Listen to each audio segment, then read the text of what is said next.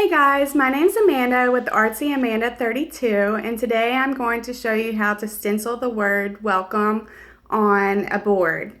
You can use any boards that you want, whether you get it at Michael's, Home Depot, Hobby Lobby, Walmart has some.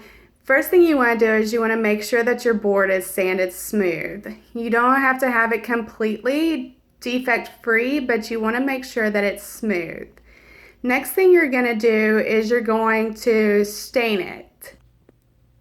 So I have stained mine a dark walnut, and you'll notice that there are some imperfections in this wood. Like if you notice right here, there's a little imperfection. And those things you can't really change, but you just want to try to get it as smooth as possible whenever you're sanding it.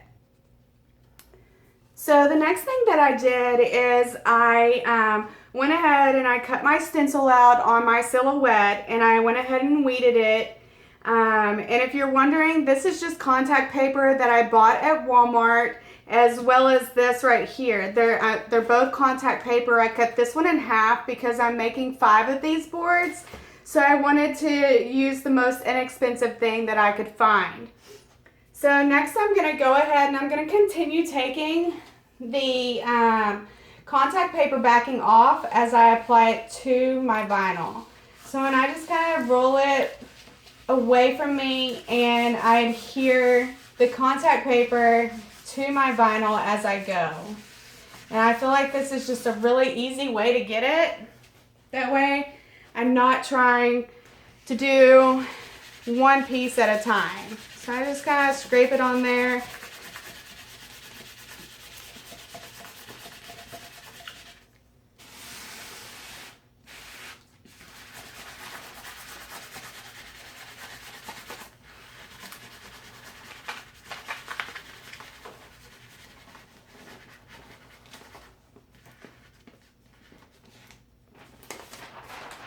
Okay.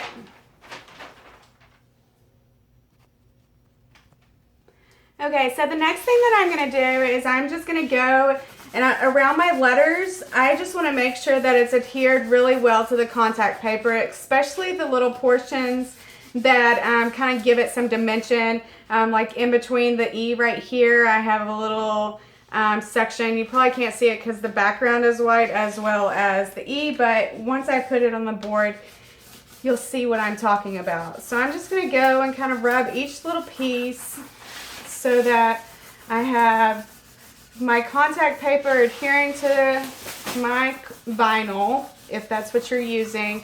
Like I said, I'm using a contact paper for my transfer and for my actual stencil.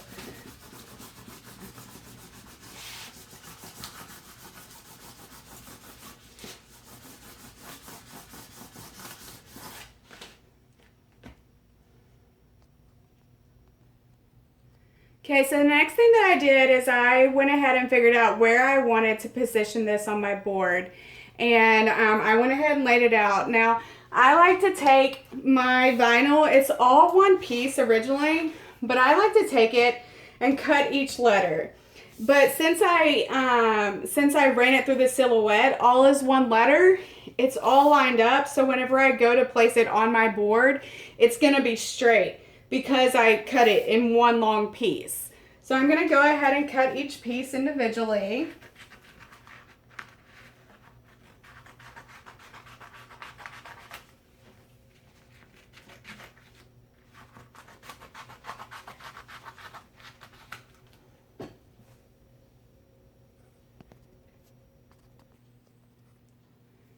Okay, so I've already laid a couple of pieces.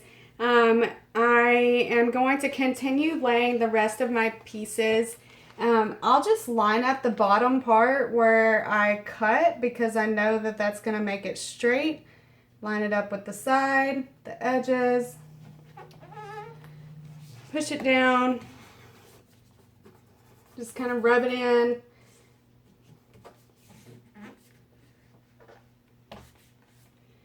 And then whenever I pull off my backing, if I can get the edge up, this is just a card. it's an old credit card, debit card, whichever it is.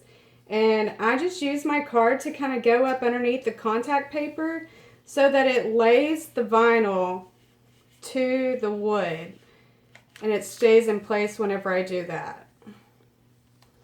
Then like whenever I get here to the C where it gives a little detail on the inside of the C, it starts to come up. So I'll just take my card and I'll rub it up underneath the contact paper and kind of push down on the contact paper so that the vinyl will adhere to the wood. And then I'll just continue pulling it up. You don't want to pull it straight up, you want to pull it back. Kind of roll it back on itself. And that keeps it from putting too much tension on the vinyl and lifting the vinyl up.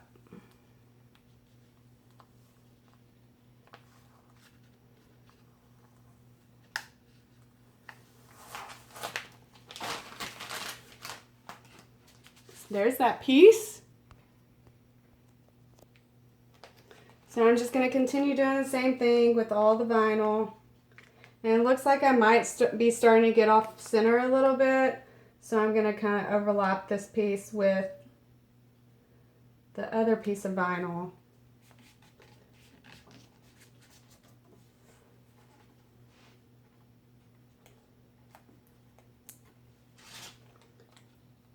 Same thing, I'll just get up underneath the contact paper, use my card, pushing the vinyl down as I'm pulling back on the contact paper.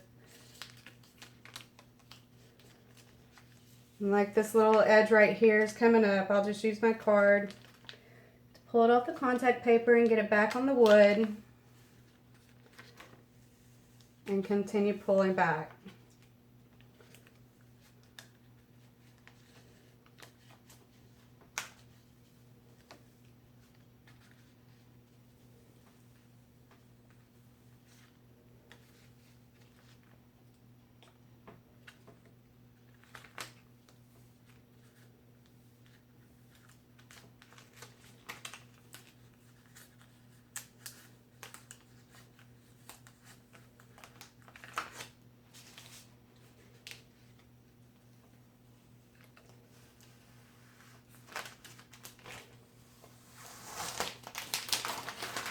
Okay, now I'm going to finish the rest of my letters and I'll be back.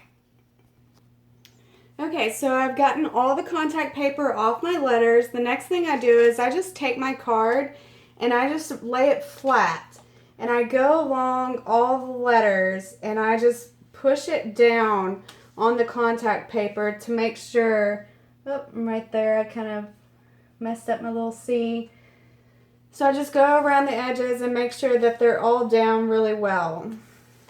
I'll notice that sometimes I'll have little bubbles where maybe the contact paper is like folded up on itself, and I'll just take my finger and I'll just rub it so that it lays flat. You might have to go all along the line until you push it down to the end or to one of the corners, but I just go along and I make sure that I push down all my letters.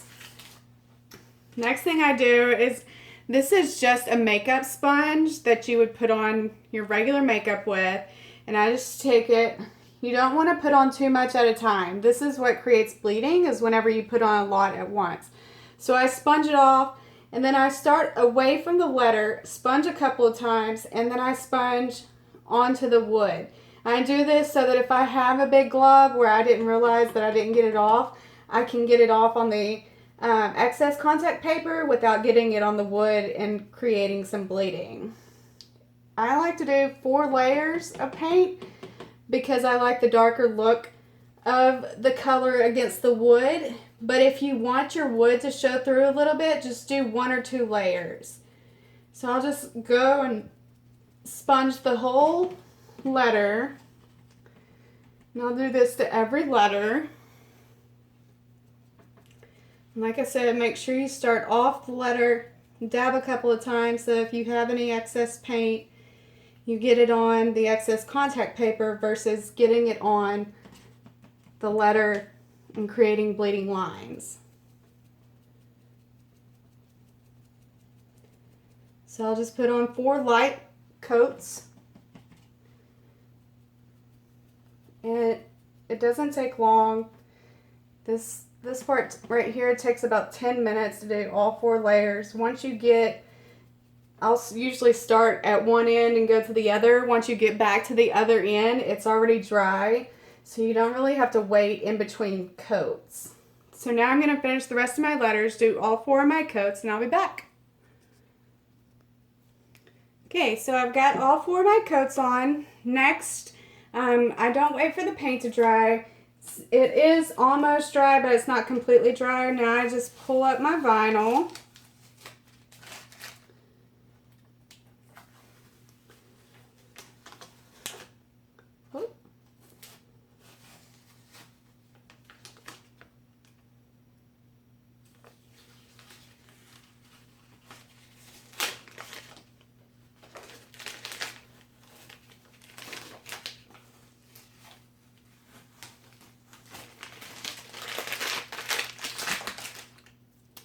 So once I get all my vinyl back pulled up, I'll just go and I'll pull the inside parts out, or the parts that, you know, are the little decorations. Y'all's won't look like this. Like I said, I'm using old boards that were originally bleachers. So this board has a huge crack down the middle. I still like it. It gives it some character.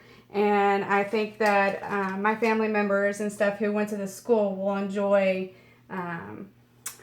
it because, like I said, it has character. It was from the original school bleachers, and it got torn down a couple of years ago. So I'll just go pull up all these little pieces.